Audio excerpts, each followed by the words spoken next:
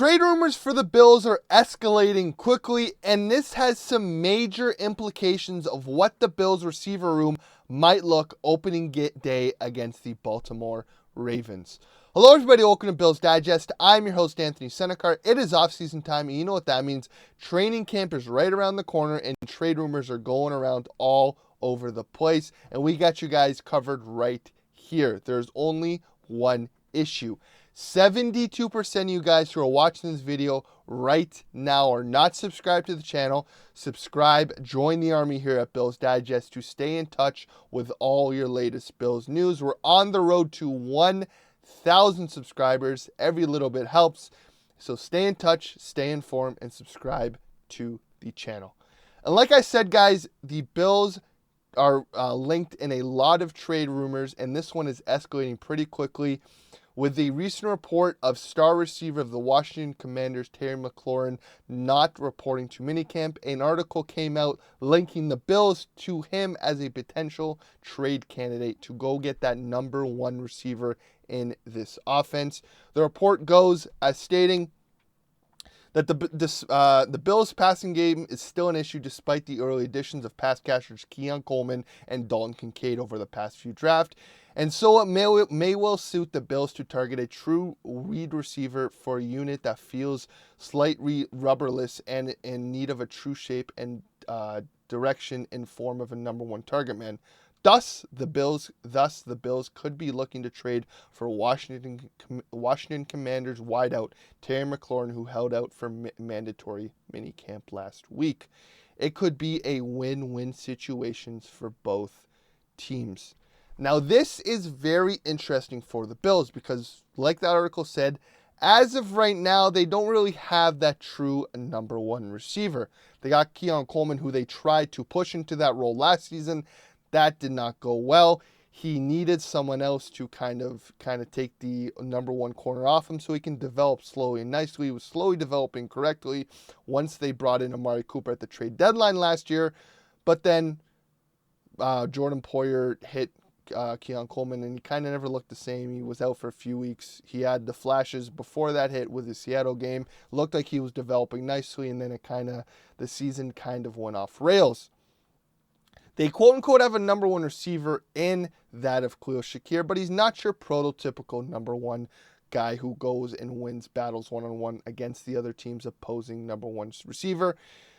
Khalil Shakir is the number one target, number one guy when Josh needs someone, the underneath guy, kind of the Cole Beasley archetype of what the Bills like. And Josh loves that. But Josh, for every Cole Beasley, there's got to be a Stephon Diggs. And I think Terry McLaurin is that perfect mold of a guy who is kind of on the older side, but is a phenomenal route runner in this league. Someone who relies on his quickness and his route running more than that of his over-the-top speed and stuff that can kind of dwindle as your age grows. Stephon Diggs, who's still on the older side of 30, before he tore his ACL last year with Houston, was still a great receiver in this league, and it proves the point that a route runner is what you want. Now, looking at the stats, McLaurin came off of a great year last year. The Washington Commanders went to the NFC Championship game. Jaden Daniels won Offensive Rookie of the Year, and he looks like one of the bright young quarterbacks in this league.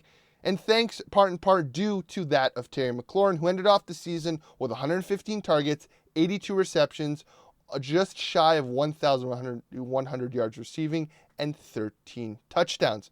Again, McLaurin was pivotal for Jaden Daniels' success. We saw what happened with Josh Daniels once he got a number one receiver. When you get a rookie and he comes in and he's got someone who he can trust and throw to, it helps his development so much. And McLaurin has a history of being a good receiver in this league for a long time. Washington was a revolving door of quarterback play. You had Fitzpatrick in there. You had Marcus Mariota at one point, and you had a whole slew of guys in there. You had Dwayne Haskins, rest in peace.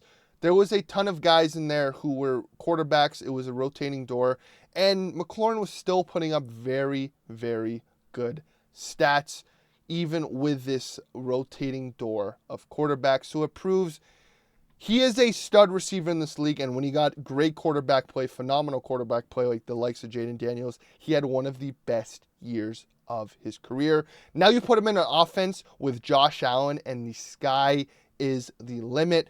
It helps the Bills' offense as a whole. Keon Coleman can continue to develop in that receiver 2 role. Terry McLaurin is going to get safeties wheeled over to him. He's going to take the number 1 corner. So you're going to have tons of opportunity for Khalil Shakir underneath. You're going to have opportunity to have Dalton Kincaid either against a safety or a tight end. You can have Dawson Knox in there. You can have Curtis Samuel in there as an X factor. You can have Elijah Moore in there. You can have Jimbo out of the backfield. You still got Josh's legs.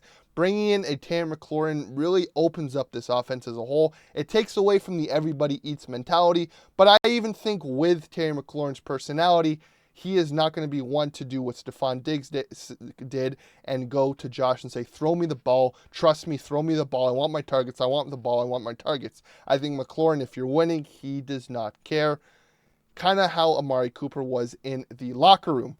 Now, if you're looking at what the assets the Bills are going to have to give up for that of Terry McLaurin, the article goes as stating that the Bills will get Terry McLaurin and the Washington Commanders will end up getting a 2nd-round pick and a 4th-round pick.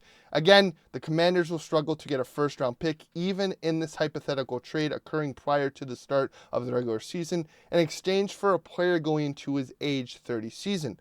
But given McLaurin's talents as a route runner and the intelligence he brings to the game, it would certainly not be shocking to see the Buffalo to give up a 2nd-round pick. Indeed, let's not forget the Bills gave up a 3rd-rounder for a past his prime Amari Cooper this last trade deadline. Again, the Bills learned from the mistake. They realized that they were stunting Keon's development by not bringing someone else. They bring in Amari Cooper. It doesn't really work out. But I think Terry McLaurin is a guy that relies on route running, and we saw those guys like that develop nicely in this league. Again, on top of that assets, there's still always a cap hit you got to talk about. And even though Terry's cap hit is $25 million this season, you sign him for a 4-year contract that takes him to the age of 34. He might not see out the rest of that contract, but you can move money down the line and he can be cut at the age of 34 or 33, and the cap hit is not so much. And I think Brandon Beane can pull off a masterclass with this contract for something that's not concerning. If the Bills want Terry McLaurin, they will go out and get him. But I want to hear from you guys' thoughts below. Let me know in the comments, should the Bills swing big and try and get Terry McLaurin, or should they play it safe and play with what they know and keep that of Keon Coleman, Curtis Samuel, and the current receiver locker room, and have faith that these guys will develop furthermore, or should they swing big, like I said, and go get Terry McLaurin? Let me know in your thoughts in the comments below. As always, guys, please subscribe to the channel. We are on the road to 1,000 subscribers, and every little bit helps. As always, guys, like I said, it is off-season time, and we got you guys covered through all of training camp. It is going to be some interesting camp battles, and we got you guys covered all right here from wall to wall till September time when the Bills play the Baltimore Ravens in the home opener. As always, guys, subscribe, stay in touch, stay informed, and go Bills.